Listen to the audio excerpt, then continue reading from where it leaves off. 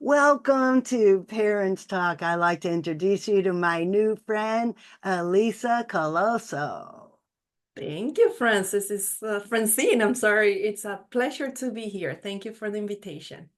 I am so glad you're able to join me because, number one, you are a parent Yes. and you are starting a new project designing a course on burnout.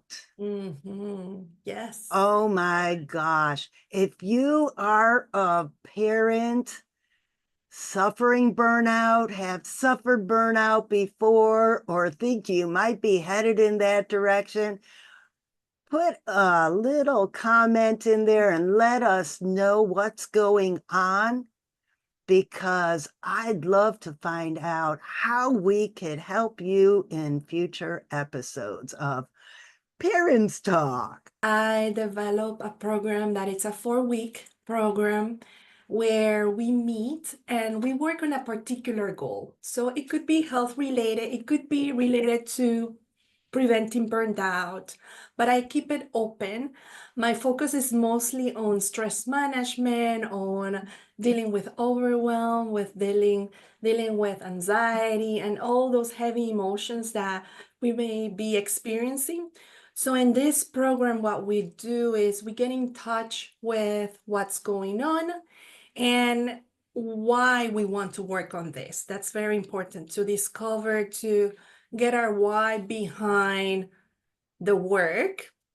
And then once we have that very much aligned in place as maybe as a SMART goal, if that resonates, then we start asking questions like, why haven't I been able to do this? What's in the way? And I do some work behind this to help regulate the nervous system, to access that inside wisdom inside of us that we all have access to, but sometimes or many times we're not able to because of all the chatter, all that internal voice that may be too loud, and then we're not able to really listen to it. So that's most of the work that I teach my clients to do. There is a formula that you can follow, so it doesn't apply only to this program, but it's something that you can take with you for the rest of your life and you can apply it to anything.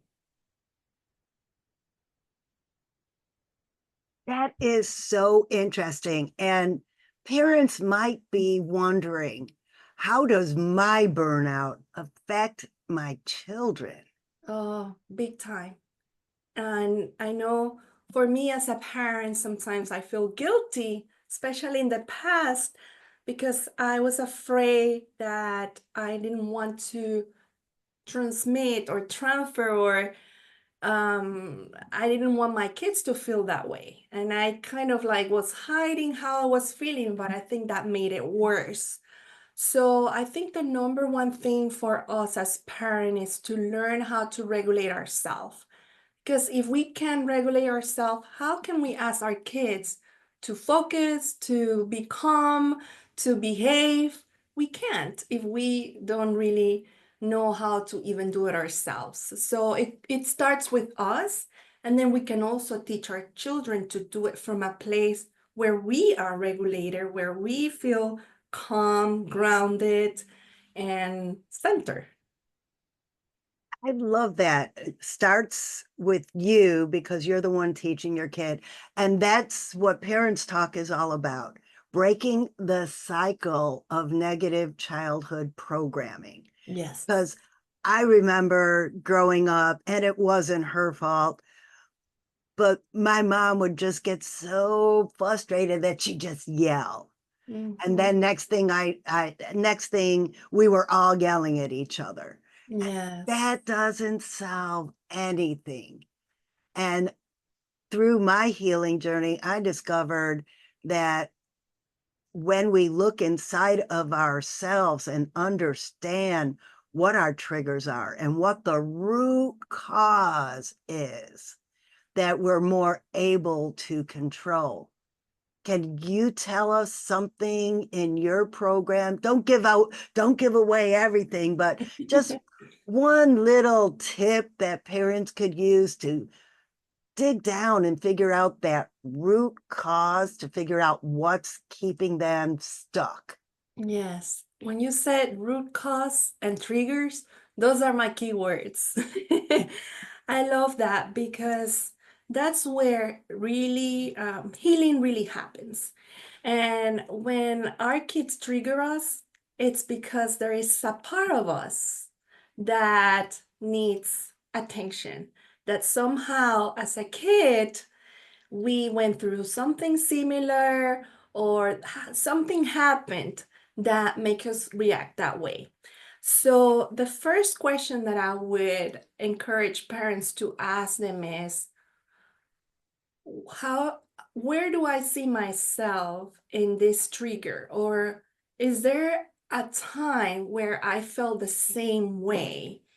Or it's hard sometimes to even ask, why am I feeling this way? Because it's not necessarily going to come so easy and you're going to get the answer.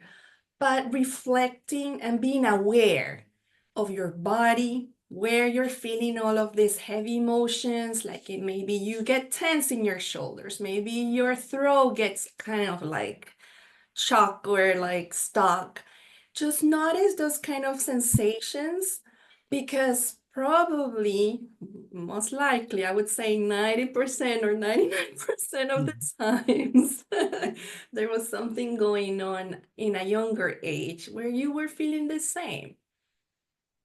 That is so true because I found that as an adult, a lot of my triggers were caused by things that were said to me before I was even 8 years old. Yes. Like I had disordered eating for my whole life till I was in my 50s and, well, did the self reflection I needed to do to figure out why.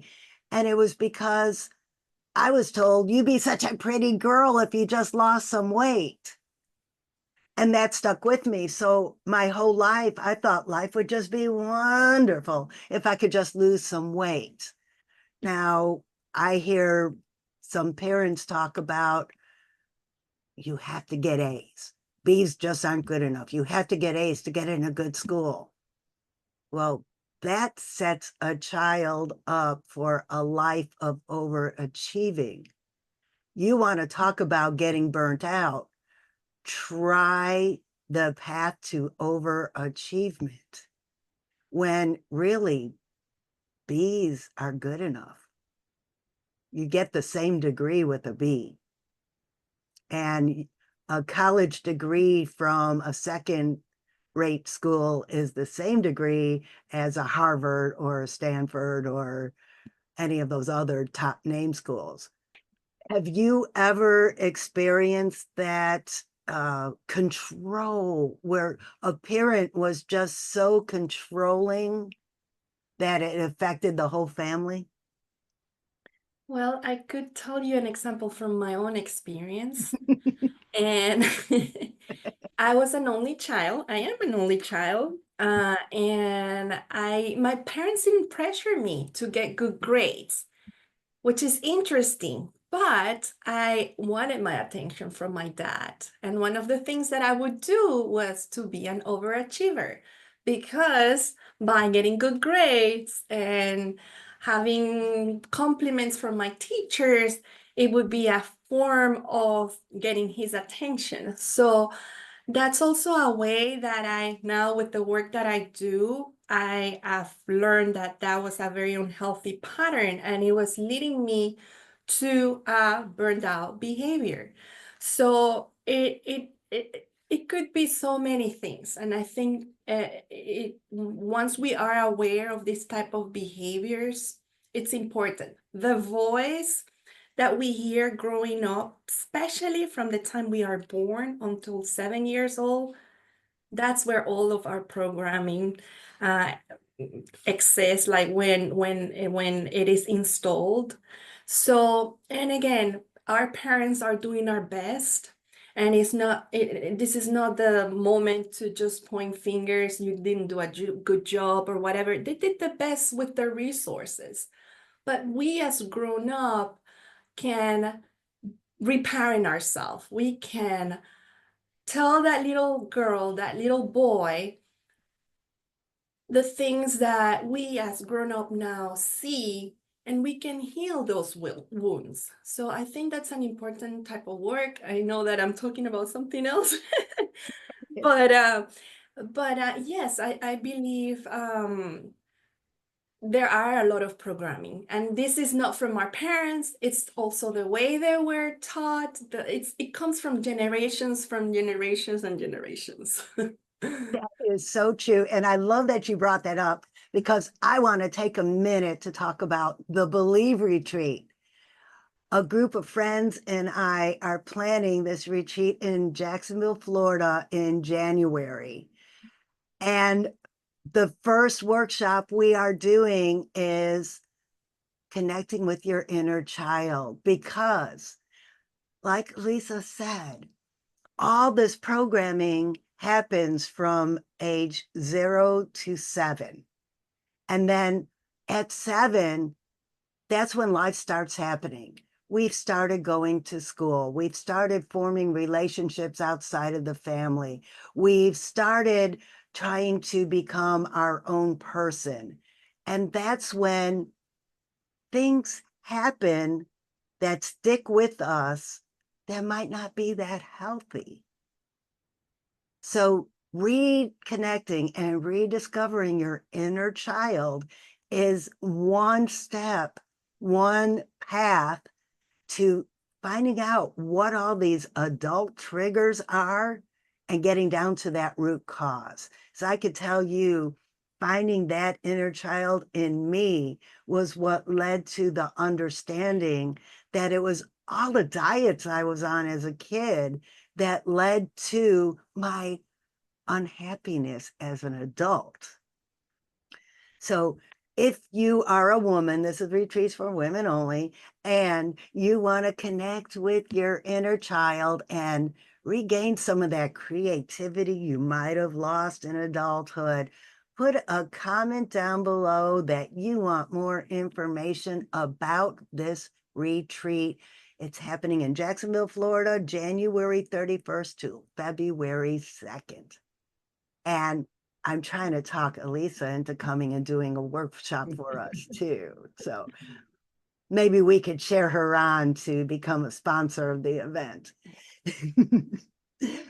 But now I also want to talk about how we could prevent this negative programming, how we can program or help our children receive the programming that's positive, the programming that will set them up for a life without the need to reprogram later in life.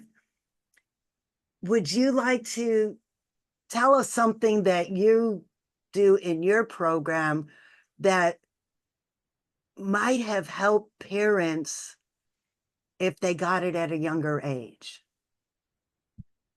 I think it all starts with awareness. A lot of us, again, we are so caught up with our daily routines, with everything going on, that we don't even connect to ourselves. So that's the first step that I like to teach and to show parents and everybody that it's open to this work. And learning to regulate our nervous system. That's a big one for me. And when I say regulating our nervous system, it could be something like breathing, learning how to breathe, learning how to involve movement in our body while working also with our mindset. So those are the type of things that I'm talking about. And when we do this again, we will be able to see a lot of what's happening. Now, there is so much we can do on our own, but it is important also to work with a specialist, somebody that you trust, that can support you in this process. I even have a coach that I work with, and I do this work. So I'm saying that don't do this work by yourself. Doing inner child work can be very vulnerable. It is very healing. I would recommend to do it. I mean, not everybody can do it. You have to find the person that resonates with you. And some people are not open to it because it may be too triggering, or it could be too much. There are ways. What I'm telling you, there are ways you can still do the work and you can still find a lot of healing, and you don't even have to go so deep.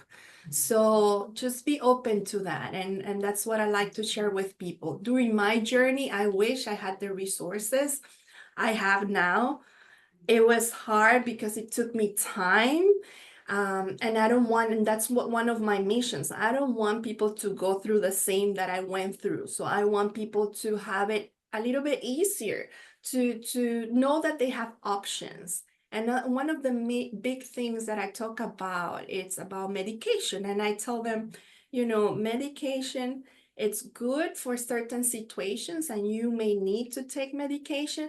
But again, medication is there to help you through the symptoms, but it's not going to go to the root cause of the issue. You still have to do the work. Yes.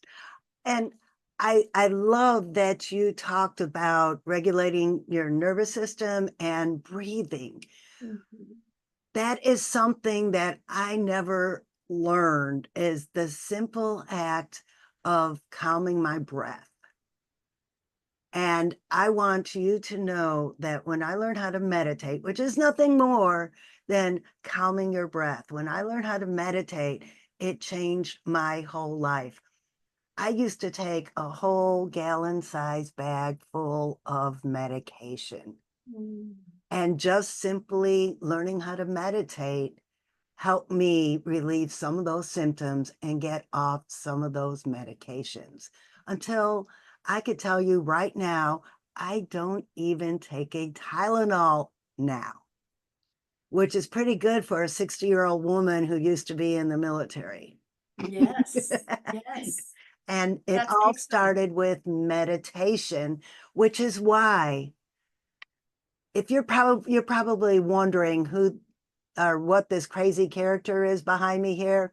If you haven't heard me talk before, if you haven't heard me become Princess Francie before, who is my inner child, let me explain. Princess Francie and Sparkle Feathers are some characters I met during meditation. Like I said, Princess Francie is my inner child. And Sparkle Feathers is this kooky creature I met during a group meditation. And together, they help children with self-reflection and learning how to be comfortable in their own skin. And it all starts with meditation. The book, The Magic Library, you might think it's about reading in a library, but it isn't. It's about meditation. This, my friends, is the Magic Library. If you would like a sneak peek about this book, The Magic Library, check out my website, personalchangewarriors.com. I will put the link in the comment on YouTube. I will put the link in the description of this video. Check out the website, get your sneak peek of the book, and see how self-reflection and meditation might not only help your child, but how it could help you and your whole family too. Elisa, is there anything you'd like to say as we wrap up? I want to thank you for this opportunity, for the work that you're doing that is very valuable, especially with kids. I think the more resources, the more tools we can share with them, the better. With them and their parents, and that they both can work together, because it's not only, I mean, this will affect so much in our world, not only our families, but it's a ripple effect. And we are all together in this. We all need to put a little piece and contribute to our society for a better, healthier society. Amen. And on that note, I just like to tell one little story. One day we pulled up into the Walmart parking lot. And as I'm getting out of my car, the lady next to me was on the phone, and you could just see her yelling at whoever was on the other end. And then she hung up and she looked like she was about to throw the phone. And then I guess she realized how expensive it was and decided not to throw it. She got out of the car and you could just see the scowl on her face. I just looked at her and I smiled and I said, "Good morning." And you could just see that tension melt off of her. And later on in the store, we passed and she said, "Thank you." That smile and just saying good morning to me changed my whole perspective on the day. And I want to think that that changed her interaction with everybody else she meets throughout the day. So remember that it's not just about you, not just about your child, it's about your effect on the whole world around you. Totally. And it only took a smile. That's it. Just one smile. Smiles are contagious. And Yes, they then are. giggle. If you giggle, it makes people giggle around you. Or maybe they're laughing at you, but who cares as long as they're laughing? And on that note, thank you for watching this episode of Parents Talk. If there's a subject you'd like to hear about, put it in the comments and I'll find somebody who could come talk with me about it. Till next time, bye. Bye. Thank you.